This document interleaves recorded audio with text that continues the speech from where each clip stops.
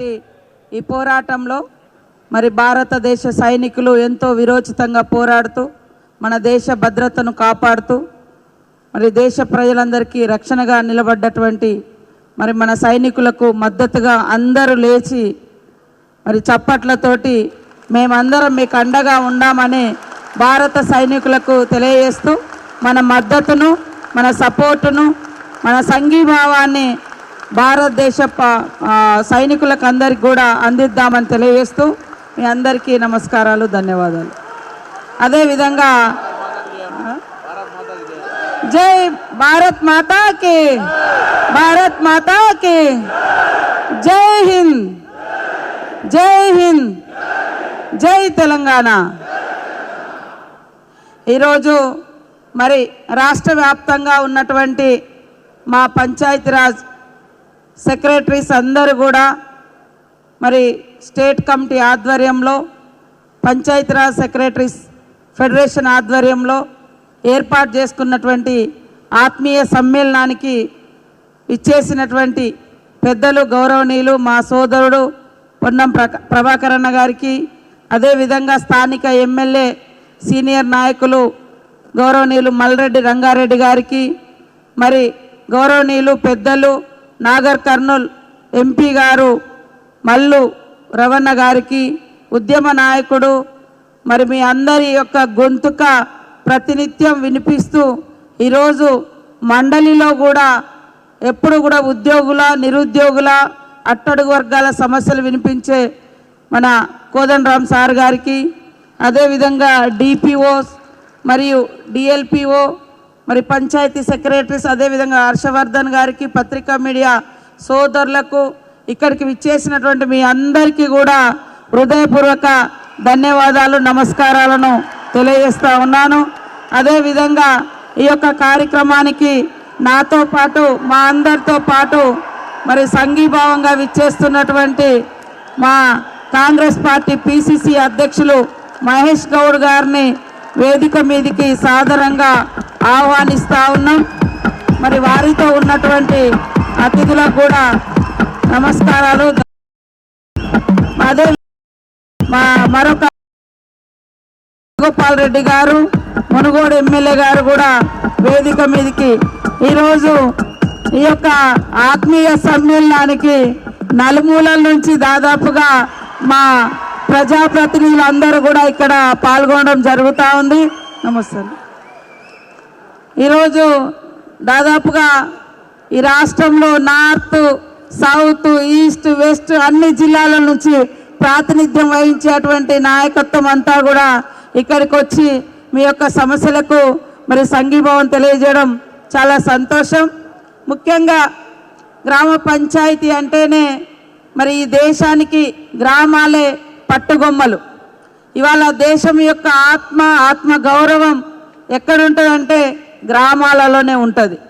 గాంధీ గారు కలలు కన్న గ్రామ స్వరాజ్యం ఇవాళ పంచాయత్ సెక్రటరీల చేతిలో ఉందనేటువంటి వాస్తవాన్ని కూడా నేను తెలియజేస్తూ ఉన్నాను. ఆ శాఖకు నన్ను మంత్రిగా ఒక ఆదివాసీ బిడ్డగా ఉన్నటువంటి చరిత్రలో ఈరోజు ఈ శాఖ బహుశా మాలాంటి అట్టడుగు వర్గాల నుంచి, అడవిల నుంచి వచ్చేటువంటి బిడ్డలకు ఈ 75 సంవత్సరాల్లో ఎప్పుడూ దక్కలేదు. ఈ యొక్క గౌరవం ఆదివాసీ బిడ్డగా, ఆడబిడ్డగా నాకు ఈరోజు కొంచెం డిస్టర్బ్ చేయకండి, మీరు ముందటి నుంచి తిరగకండి, ఎవరైనా వస్తే వెనుక నుంచి రండి. మరి ఈ యొక్క గౌరవాన్ని రాష్ట్రంలో ఉన్నటువంటి మీరందరూ, అదేవిధంగా రాష్ట్ర ప్రజలు కాంగ్రెస్ ప్రభుత్వానికి పట్టం కట్టడంతో మరి సీఎం గారు నాకు ఈ అవకాశం ఇచ్చి మా సోదరులందరూ కూడా మరి ప్రజాప్రతినిధులు నన్ను వారి సహోదరులాగా గౌరవిస్తుంటేనే ఈ యొక్క శాఖకు మరింత వన్నె తెచ్చే విధంగా మరి నేను పనిచేయాలన్నటువంటి లక్ష్యంతో ముందుకెళ్తా ఉన్నా. అదేవిధంగా మా రాహుల్ గాంధీ గారు కూడా ఒక అట్టడుగు వర్గాల బిడ్డకు అందలం ఎక్కించాలి, అవకాశం ఇవ్వాలని ఈరోజు ఈ యొక్క రాజీవ్ గాంధీ గారు కలలుగన్న మరి గ్రామ స్వరాజ్యం, అదేవిధంగా 72, 73, 74 రాజ్యాంగ సవరణ ద్వారా మరి గ్రామ పంచాయతీలను పటిష్టం చేయాలని ఆనాడు రాజీవ్ గాంధీ గారు కూడా కలలు కన్నారు. ఆ క్రమంలో ఈ యొక్క శాఖ నాకు అందించడం, ఈ శాఖను మరింత పటిష్టం చేయాలి, ప్రజా అవసరాలను తీర్చాలి, నా మీద నమ్మకం పెట్టుకున్నటువంటి మా రాష్ట్ర నాయకత్వం ముఖ్యమంత్రి రేవంత్ రెడ్డి గారు కానీ, పైన ఉన్నటువంటి రాహుల్ గాంధీ గారు కానీ, సోనియా గాంధీ గారు కానీ, మల్లికార్జున్ ఖర్గే గారు కానీ, అదేవిధంగా రాష్ట్ర ప్రజలు కానీ పెట్టుకున్నటువంటి నమ్మకాన్ని వమ్ము చేయకుండా పనిచేయాలటువంటి సంకల్పంతో మరి ముందుకెళ్తా ఉన్నాం. దురదృష్టం ఏంటంటే మనం వచ్చిన తర్వాత ఎలక్షన్స్ జరగలేదు. ఎలక్షన్స్ పెడదాం అనుకునే టైంలో మరి ఒక మంచి లక్ష్యంతో సామాజిక న్యాయం జరగాలి, మేమెంతో మాకంత రిజర్వేషన్స్ ఉండాలి అన్నటువంటి కులగణన మా సోదరుడు మరి బీసీ సంక్షేమ శాఖ మంత్రి పొన్నం ప్రభాకర్ అన్న గారి ఆధ్వర్యంలోనే కులగణన కూడా మరి 100 సంవత్సరాలు, దాదాపు 90 సంవత్సరాల తర్వాత, అంటే 1931లో కులగణన జరిగింది. తర్వాత ఈరోజు మన రాష్ట్రంలోనే కులగణన జరిగి ఎవరెంతో వారికంత అవకాశాలు ఉండాలి, ఉద్యోగాలలో, రిజర్వేషన్లో మరి రకరకాల ప్రాతినిధ్యం ఉండాలి అనే ఉద్దేశంతో రాహుల్ గాంధీ గారు ఇచ్చినటువంటి ఆదేశానుసారం మేము కులగణన కూడా చేపట్టడం జరిగింది.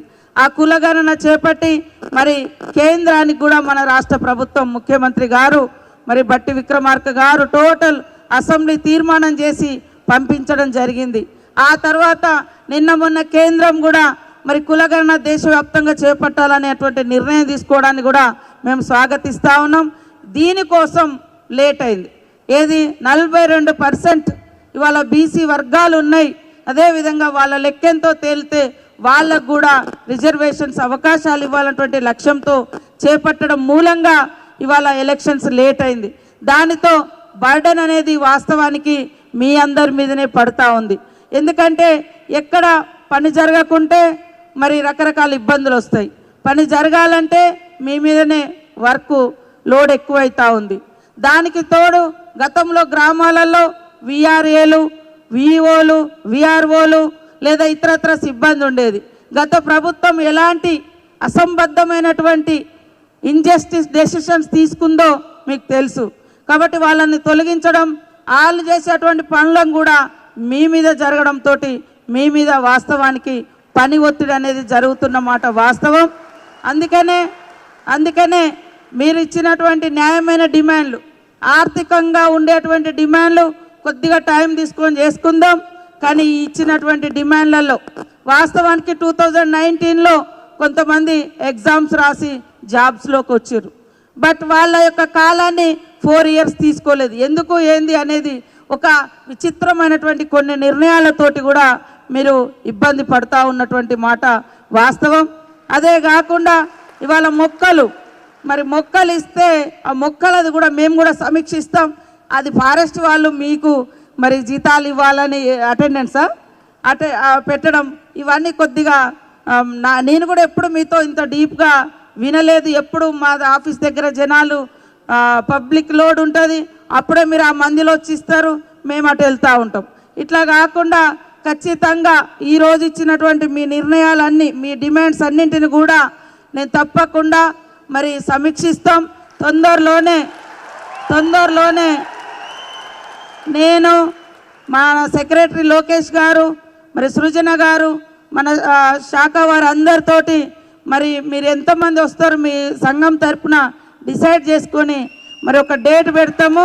తప్పకుండా ఆ రోజు రండి.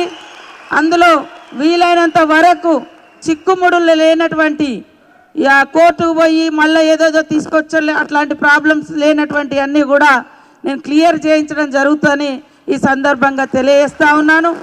అదే కాకుండా మీకుండే సమస్యలను దృష్టిలో పెట్టుకొని నేను కూడా రాష్ట్రంలో ఎక్కడికి పోయినా నాతో ఈజీ యాక్సెస్ ఉంటుంది. మీకు అందరికి తెలుసు. అందరు ఎక్కడికి పోయినా పాపం వచ్చి మెమోరాండాలు ఇస్తున్నారు. ఆ సమస్యలు ఎంతవరకు అవుతున్నాయని తెలియట్లేదు. అందుకనే మన ప్రభుత్వం మా శాఖలో ప్రతి 2వ శుక్రవారం 4వ శుక్రవారం అధికారులతోటి గ్రీవెన్స్ కూడా పెట్టినాం. అయితే మీ స్థాయి వాళ్ళు అందులో పాల్గొంటున్నట్టుగా నాకు కనబడట్లేదు. సెక్రటరీస్ కొంతమందిని అక్కడ ఇవ్వండి అంటే ఏమో మేడం మమ్మల్ని రిసీవ్ చేసుకుంటారో చేసుకోరా అని మొన్న కొంతమంది అన్నారు. అట్లెట్లుంటుందే, మీకోసమే పెట్టినామని అన్నాం. సరే అది అయితలేదు. అది మీకు ఎంత సఫలమైంది అనేది, మీకు ఎంత ఉపయోగపడ్డది అనేది నాకు తెలియదు. కానీ ఖచ్చితంగా ఈరోజు కూడా వాస్తవానికి మన లోకేష్ గారిని సృజన్ గారిని పిలుద్దామని నేను అనుకున్నా. బట్ వాళ్ళిద్దరూ లీవ్లో ఉన్నారు కాబట్టి ఒక 1 వీక్ అట్లా వాళ్ళు లీవ్లో ఉండడం జరిగింది.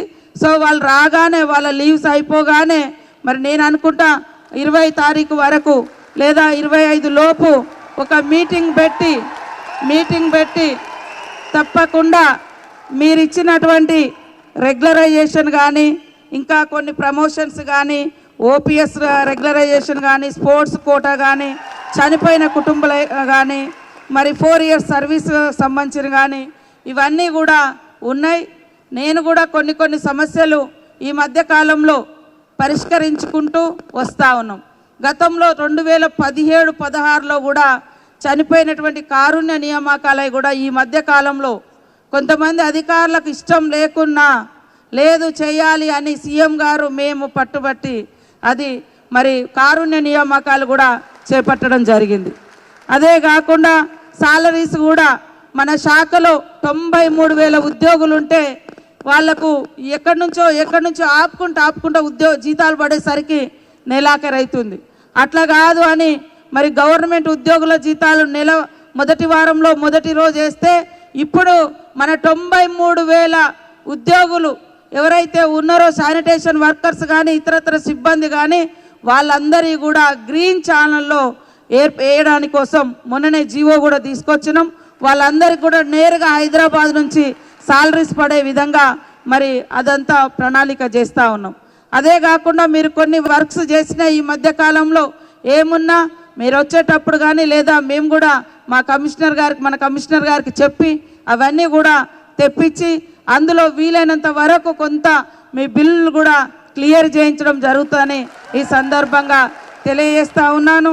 అదేవిధంగా మీరు దయచేసి మన ప్రభుత్వానికి మంచి పేరు తెచ్చే విధంగా మరి నాకు వాస్తవానికి ఊర్లు కలకల్లాడాలంటే ఊర్లలో ప్రజాప్రతినిధులు కూడా ఉండాలి.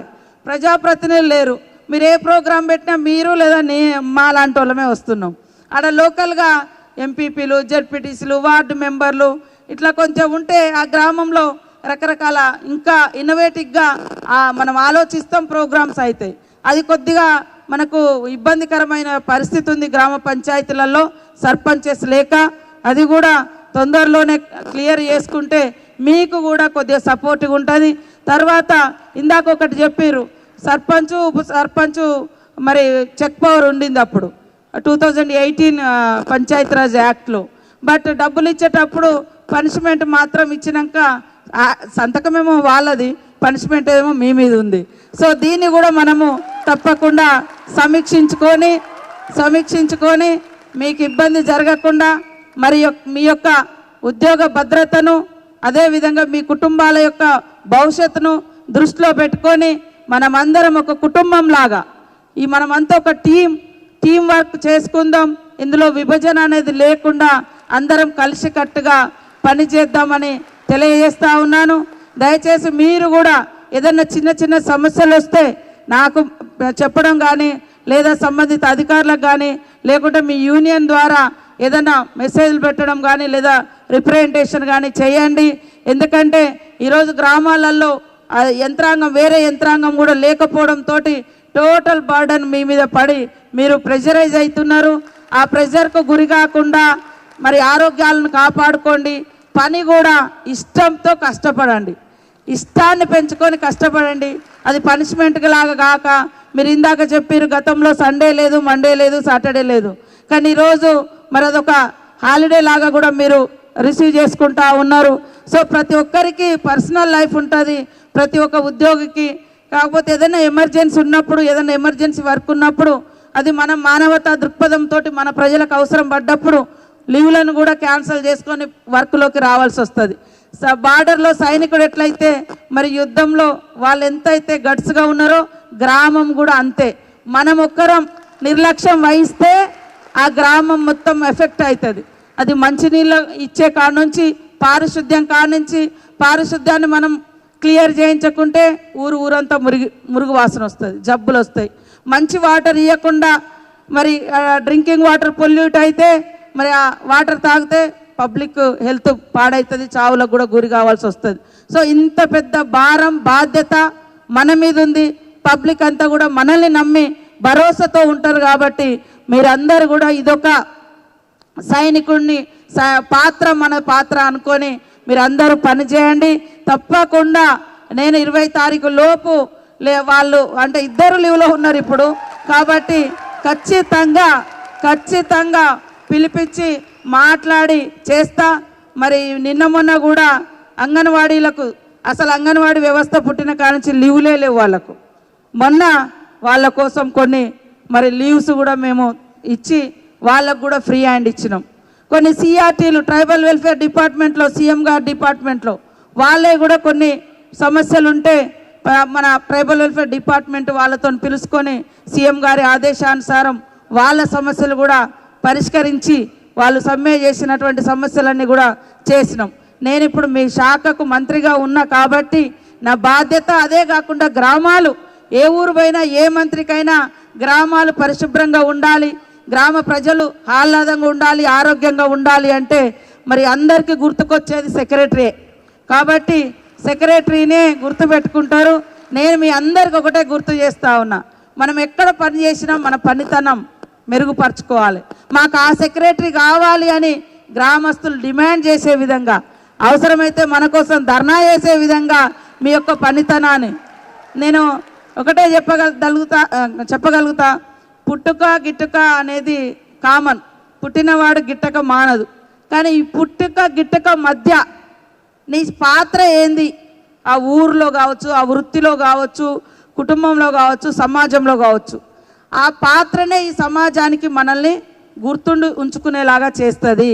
కాబట్టి దయచేసి అందరిలాగా ఏదో కామన్గా పుడతాం చేస్తామనే కంటే గ్రామాన్ని డెవలప్ చేసే అధికారం, అవకాశం మన చేతికి వచ్చింది. దాంట్లో డిఫరెంట్గా థింక్ చేయండి. డిఫరెంట్గా మనం అక్కడ ఏదైనా కొత్తదనాన్ని తీసుకొచ్చేటట్టుగా మీ ఆలోచనలకు పదును పెట్టండి. మీరు ఒక కొత్తదనాన్ని సృష్టించండి, పబ్లిక్ను మోటివేట్ చేయండి. ఊరోళ్ళందరిలో మీరు ఒక కుటుంబ సభ్యులాగా మీ మీద ప్రేమ అభిమానాలు పెంచుకోండి. మీకు ఇండివిజువల్గా కూడా ఏదైనా ప్రాబ్లం వచ్చినా కూడా ఆ ఊరంతా మీకు వెంట ఉంటుంది. మన కుటుంబం వస్తో రాదో తెలియదు. కరోనా అప్పుడు చూసినాం, తండ్రి ఇక్కడ చనిపోతే కొడుకులే రాలేదు శవాలు తీయడానికి కూడా. అంత పెద్ద ప్రయోజకులకు చేసినా కూడా ఎవరి బతుకు వాళ్ళే చూసుకుంటా టైం వచ్చినప్పుడు. ఈరోజు మంచి కొడుకులను తయారు చేస్తే తల్లిని తీసుకుపోయి రైల్వే స్టేషన్లో వేసిపోతూ ఉన్నారు, రోడ్డు మీద వదిలేసిపోతూ ఉన్నారు. కాబట్టి ఏది స్వాస్థ్యం కాదు, మనం చేసే మంచి పనులే మనకు నలుగురు దోస్తులనైనా మనల్ని లాస్ట్ వరకు కడదాకా తీసుకుపోయి కరణం చేసేంత వరకైనా మన మంచితనమే ఉంటుంది. మనం గ్రామ స్వరాజ్యానికి మీరు ఒక అధిపతులు, గ్రామ నిర్మాణానికి మీరు ఒక మరి శాస్త్రవేత్తలు అనొచ్చు, ఏదైనా అనొచ్చు, మీ చేతిలో ఉంది. కాబట్టి దయచేసి మీరు ఈరోజు పెట్టినటువంటి ఈ సమ్మేళనంతో, ఆత్మీయ సమ్మేళనంతో మనం అందరం ఒక యూనిటీగా మరి మీరు ఒక టీం సెలెక్షన్ చేసి 5 10 మందా ఎవరు వస్తారు చర్చలు కానీ మీరు సెలెక్ట్ చేసుకోండి. నేను టైం చెప్తా మీ అధ్యక్షుల వారికి, ఆ టైం ప్రకారం ఖచ్చితంగా వీలైనంత వరకు నేను ప్రాబ్లమ్స్ క్లియర్ చేయిస్తానని కూడా తెలియజేస్తూ మీ అందరికీ పేరు పేరున నమస్కారాలు, ధన్యవాదాలు తెలియజేస్తూ జై కార్యదర్శి, జై పంచాయత్ రాజ్, జై పంచాయత్ రాజ్, జై పంచాయత్ రాజ్. జై సీతక్క, జై సీతక్క వర్ధిల్లాలి. Thank you madam. మీరు ఇచ్చిన సలహాలు సూచనలు పాటిస్తూ మేమందరం కూడా మీరు చూపిన మార్గంలో